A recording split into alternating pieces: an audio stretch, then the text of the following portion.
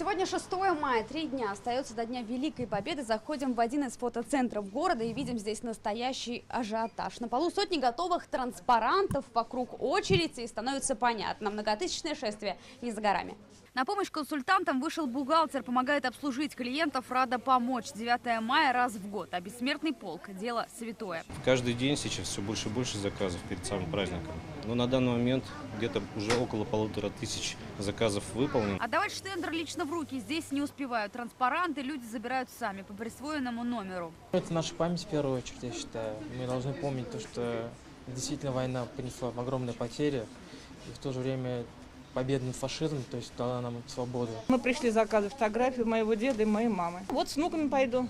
Пойдете на бессмертный полк? Да! Будем принимать участие второй год подряд. В прошлом году мы ходили, и вот сегодня, в этом году тоже пойдем.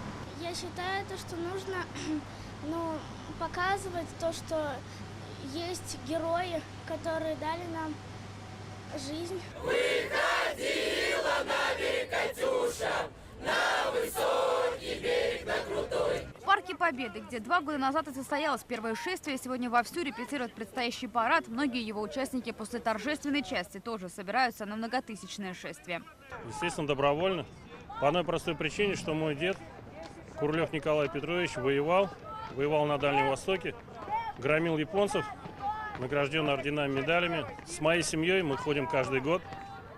И другой трактовки вопроса просто нет. Больше 200 тысяч татарстанцев ожидается в этом году на акции «Бессмертный полк». Это по подсчетам координаторов шествия. Кирилл Шабалин вспоминает, как 2 года назад в этом парке организовывал акцию впервые. Просто звал своих друзей, знакомых, отправлял приглашение активистам. Собралось 3000 человек. Все пришли в едином порыве. И так до сих пор.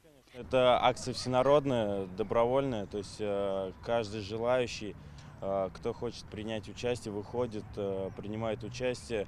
Множество организаций сплочаются, выходят на улицу. Принуждать к участию в акции не нужно, заявил сегодня президент. Татарстана участие должно быть добровольным. Люди должны идти осознанно, без принуждения. Это должно быть от души. Я уверен, люди сами захотят выйти, потому что война коснулась каждой семьи. Многие потеряли своих близких.